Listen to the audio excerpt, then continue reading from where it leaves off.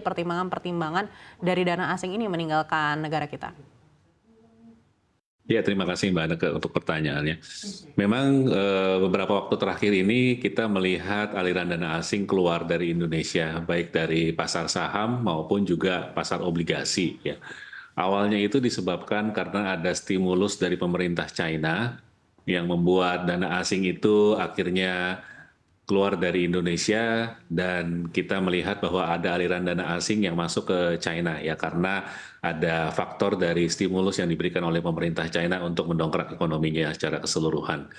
Kemudian akhir-akhir ini kita tahu ada momen yang sangat penting ya di Amerika, di mana terjadi pemilihan presiden, dan kita melihat dari hasil voting sementara ini Presiden Trump itu diunggulkan dan kemungkinan sudah pasti akan menjadi presiden Amerika berikutnya, sehingga kita berpandangan dengan terpilihnya Presiden Trump ini tentunya akan berdampak kepada kebijakan yang berubah ya, dengan perubahan pemerintahan maupun juga perubahan dari partai yang berkuasa di Amerika yang tadinya Demokrat sekarang Republik. Tentunya ada perubahan-perubahan kebijakan.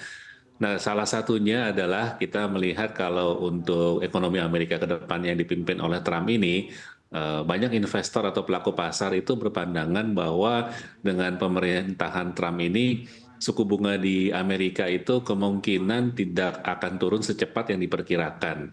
Kenapa? Karena pada dasarnya kebijakan ekonomi ke depannya itu, pertama-tama Presiden Trump juga sudah berkali-kali ya menyebutkan bahwa akan mengenakan tarif dari barang-barang yang masuk ke Amerika, barang-barang impor, terutama barang-barang dari China. Ya bilang minimum 60% akan dikenakan tarif, dan juga barang-barang dari negara lain akan dikenakan tarif 10%. Jadi itu dilihat oleh pasar sebagai tanda atau sinyal bahwa kemungkinan ini ekonomi Amerika itu akan kembali berpotensi ya, berpotensi itu akan terjadi kenaikan inflasi ke depannya, sehingga orang melihat oh mungkin suku bunga tidak akan turun secepat yang diperkirakan. Oleh karena itu aliran dana asing itu memang ada keluar lagi dari Indonesia ya, karena mereka melihat suku bunga di Amerika mungkin tidak turun secepat yang diperkirakan, dan juga akhirnya yield dari obligasi pemerintah Amerika juga itu berbalik lagi ya ke sekitar 4,2% ya. Jadi itu yang menyebabkan aliran dana asing keluar, dan juga memang terjadi penguatan kurs US dollar terhadap banyak mata uang di seluruh dunia, dan itu menyebabkan orang juga beralih lagi ke mata uang US dollar. Jadi itu yang kita lihat penyebabnya kenapa dana asing itu keluar dari Indonesia, begitu Mbak Aneke. Terima kasih. Oke, baik. Pak Ridwan mengamati juga capital outflow yang tampaknya konsisten begitu ya terjadi di pasar keuangan dalam negeri kita. Sebetulnya menurut point of view dari Anda, kapan atau trigger apa yang tentunya bisa membuat capital outflow ini mereda, Pak Ridwan? Iya, kita melihat tentunya kalau untuk capital outflow yang keluar dari Indonesia itu kita harapkan akan bisa kembali lagi ke Indonesia. Pertama-tama kalau saya lihat faktor dari suku bunga ya itu akan berpengaruh. Kalau inflasi di Indonesia menurut saya masih sangat terjaga ya. Kemarin inflasi emang sedikit agak naik, tapi itu juga masih sangat kecil ya. Sehingga untuk suku bunga di Indonesia, memang karena suku bunga Amerika tidak bisa turun mungkin sebesar yang kita perkirakan, jadi mungkin BI akan cukup berhati-hati dalam menurunkan suku bunganya. Tetapi dengan yield yang sekarang, dengan inflasi kita yang rendah, menurut saya itu kita punya real effective exchange rate dibandingkan dengan Amerika, itu gapnya masih cukup besar. Jadi seharusnya masih cukup menarik untuk Amerika bisa masuk lagi, untuk dana asing bisa masuk lagi ke Indonesia dengan kita punya yield obligasi sekarang hampir sekitar 7% ya, mungkin 6,8, 6,9%, itu masih cukup menarik. Dan kedua, kita harapkan juga pemerintahan yang baru ini di bawah Presiden Prabowo ke depannya juga akan memberikan stimulus-stimulus atau kebijakan-kebijakan yang bisa membuat aliran dana asing itu bisa masuk kembali, tentunya dengan mengundang investor-investor asing untuk bisa masuk ke Indonesia untuk bisa berinvestasi, dan juga program-program pemerintah yang kita harapkan juga bisa membuat ekonomi Indonesia itu akan lebih tinggi naiknya ke depannya. Jadi kita sih sebetulnya masih sangat optimis bahwa aliran dana asing ini memang lagi keluar, tapi sifatnya hanya temporary aja. Dan kita harapkan aliran dana asing ini juga akan kembali masuk lagi ke Indonesia. Begitu Mas Bram.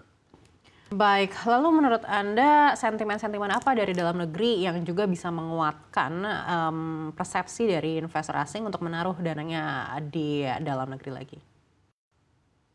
Iya, tentunya tadi seperti yang saya sudah sampaikan, kita harapkan ini dengan adanya pemerintahan yang baru, ya ada beberapa inisiatif-inisiatif dari pemerintah ini untuk bisa meningkatkan pertumbuhan ekonomi di Indonesia ya. Itu salah satunya program-program, mungkin belum banyak yang bisa jalan, tapi kita melihat yang penting arah dari pemerintah ke depan itu untuk mendorong pertumbuhan ekonomi itu seharusnya sudah mulai lebih kelihatan lagi. Kita melihat dengan adanya inisiatif-inisiatif baru yang diambil oleh pemerintah, itu juga akan membuat investor-investor asing itu bisa balik lagi berinvestasi di Indonesia. Kemudian yang kedua juga kita melihat pertumbuhan dari ekonomi di China itu yang masih melambat. Tentunya dengan adanya stimulus dari pemerintah China itu seharusnya membuat ekonomi China itu bisa berbalik lagi, dan kalau ekonomi China itu bisa naik ya itu akan berdampak ke negara-negara lain termasuk Indonesia juga. Jadi overall untuk dana asing itu balik lagi masuk ke Indonesia, pertama suku bunga kita lihat masih sangat menarik untuk bisa ditawarkan ke investor asing ya. Kita juga ada instrumen-instrumen seperti SRBI yang bisa memberikan yield yang cukup tinggi. Menurut saya itu sangat sangat bagus untuk investor asing bisa masuk lagi ke Indonesia. Itu Mbak. Oke, baik. Pak Ridwan, secara sektoral begitu ya, untuk memanfaatkan peluang momentum peningkatan harga saham di mana hingga akhir tahun 2024 ini, sektor apa yang Anda lihat cukup prospektif bahkan hingga awal tahun depan, Pak Ridwan? Ya, terima kasih Mas Bram. Jadi kalau kita lihat indeks sekarang ini kan sudah mengalami penurunan cukup dalam ya. Sekarang ada di level sekitar 7.100-an ya. Indeks ini dalam satu bulan itu sudah turun lebih dari 5% ya kalau saya lihat. Jadi banyak saham-saham yang juga sudah mengalami koreksi yang cukup dalam ya. Kita ambil contoh beberapa saham-saham blue chips lah seperti sektor perbankan itu juga mengalami koreksi.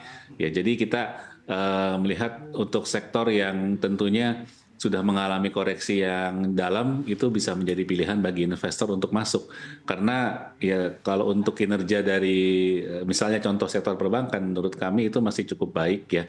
Memang ada beberapa bank yang masih agak tertekan, tetapi secara overall keseluruhan sudah banyak perbankan kita yang itu mengalami pertumbuhan yang sangat baik, dan kedepannya dengan adanya kita masih melihat ya tren penurunan suku bunga, kita melihat salah satu sektor yang diuntungkan juga adalah sektor perbankan.